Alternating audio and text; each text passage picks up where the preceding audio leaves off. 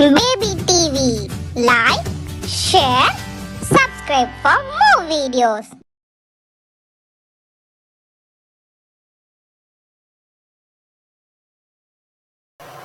மயில் மயில் நம்ம நாட்டோட தேசிய பறவை.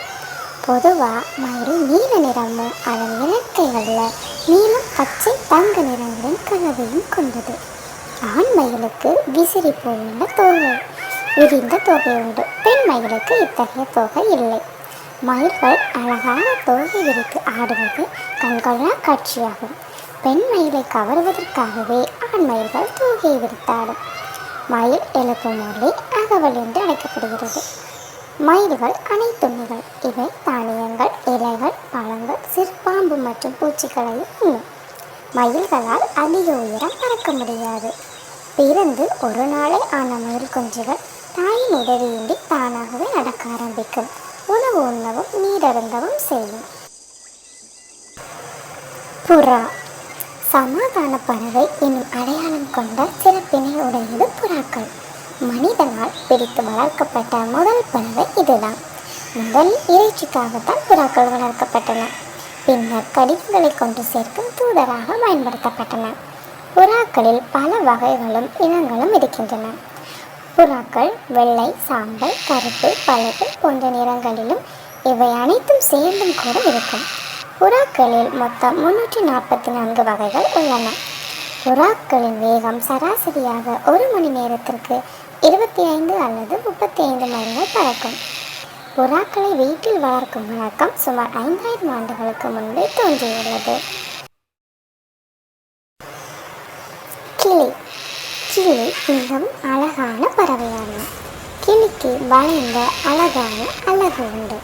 கிளி விதைகள், பழங்கள், கொட்டைகள், தானியங்கள், காய்கறிகள் ஆகியவற்றை உண்ணும். கிளி நாம் பேசுவதை திருப்பி பேசும் பறவையாகும். பெரும்பாலான கிளி வகைகள் வெப்பமண்டல பகுதிகளிலேயே காணப்படுகின்றன. பொதுவாக இவை மரப்பொந்துகளில் வாழும். தமிழ்நாட்டில் பரவலாக காணப்படுவது சிவப்பு வளைய கிளியாகும். உலகில் 372 கிளி வகைகள் உள்ளன. கிளியின் சராசரி ஆயுட்காலம் 50 ஆண்டுகள்.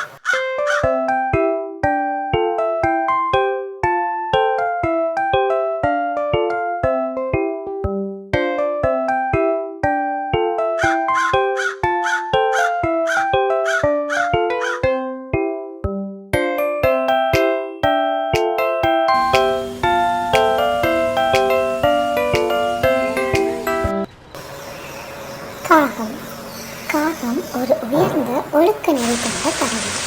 கற்புக்கு உதாரணமாக காகத்தை சொல்லலாம். தனது ஜோடியுடன் மட்டுமே இதை செய்யும்.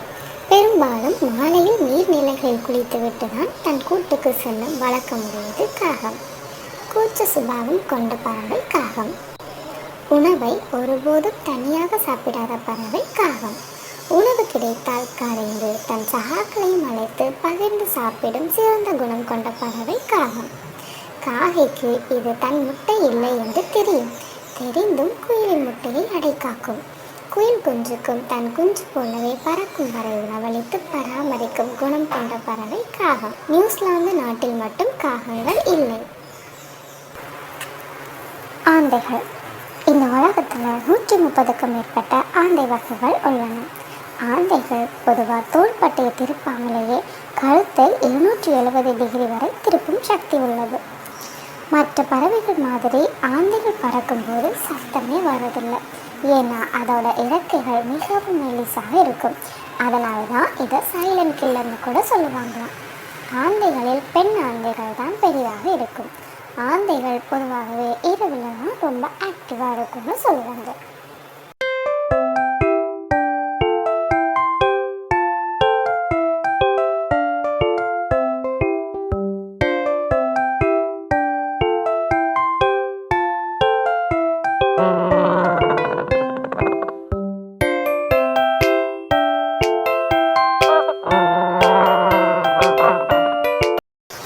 ஆஸ்ட்ரிச் நெருப்புக்கோழி பறவை இனங்களிலேயே மிகவும் பெரியதும் அதிக எடை கொண்டதும் இந்த நெருப்புக்கோழி தான். இதனால் பறக்க முடியாது. உலகிலேயே மிக வேகமாக ஓடக்கூடிய பறவை இந்த நெருப்புக்கோழி தான். பெண் நெருப்புக்கோழி பொதுவாக ஹென் என்றும் ஆண் நெருப்புக்கோழி ரூஸ்டர் என்றும் அழைக்கப்படுகிறது. நெருப்புக்கோழி கூட்டமாக வாழும் வகையை சேர்ந்தது. இது பொதுவாக ஆப்பிரிக்காவில் சில பகுதிகளில் காணப்படுது. ஒரு நெருப்புக்கோழியோட எடை சுமார் 63 முதல் 143 கிலோ வரை இருக்கும். இவற்றின் ஆயுட்காலம் சராசரியாக 45 ஆண்டுகள்.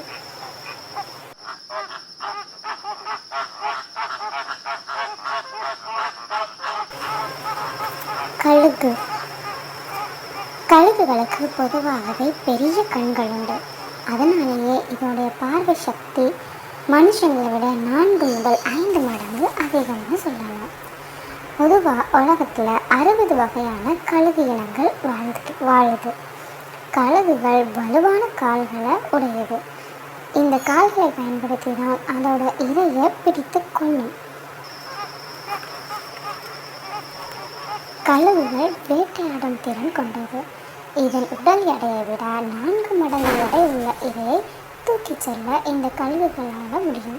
பொதுவாகவே ராஜாளி கழுகு அப்படிங்கிற கழுகும் கோல்டன் கழுகும் தான் மிகவும் ஆபத்தான கழுகுகளாக பார்க்கப்படுது.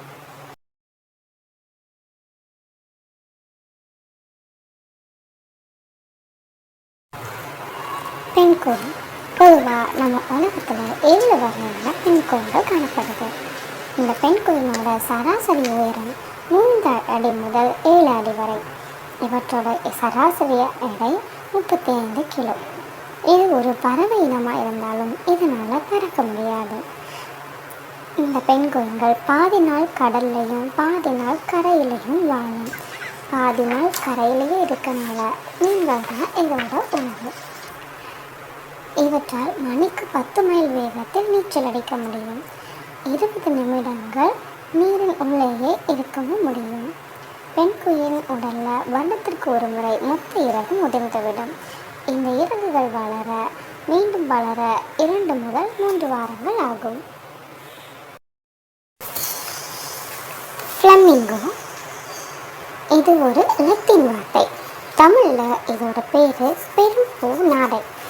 உதாரணமாக இது ஒரு கொக்கு வகையை சேர்ந்ததுன்னு கூட சொல்லலாம். உலகத்திலேயே மோஸ்ட் பியூட்டிஃபுல் பேர்ட்னு கணக்கெடுத்தால் இந்த ஃப்ளமிங்கோ பேர்ட் 3வது இடத்துல இருக்குது. இவங்களோட சொந்த இடம் ஆஸ்திரேலியா. ஆனால் இவங்க ஆண்டுதோறும் அந்த சீசன் டைமில் இந்தியாவுக்கு வரும். இந்த ஃப்ளமிங்கோ பேர்ட்ஸ் கூட்டமாக வாழக்கூடிய அமைப்பை சேர்ந்தது. சில இடங்களில் 1000க்கு அதிகமான கூட்டங்கள் கூட சேர்ந்து வாழும். இது வாத்து மாதிரியான உடல் அமைப்பும் கால்கள் கூட வாத்து மாதிரியான சவ்வுகள் பெற்றிருக்கும். சராசரியாக இந்த ஃப்ளமிங்கோ பேர்ட் 3 கிலோ வரைக்கும் எடை இருக்கும். இந்த ஃப்ளமிங்கோ பேர்ட் கழுத்தை நேராக நீட்டினா கூட இதோட உயரம் 1 சென்டிமீட்டர் to 1.5 சென்டிமீட்டர் வரை இருக்கும். இந்த ஃப்ளமிங்கோ பேர்ட் ரொம்ப அழகாக நீந்தக்கூடியதும் கூட.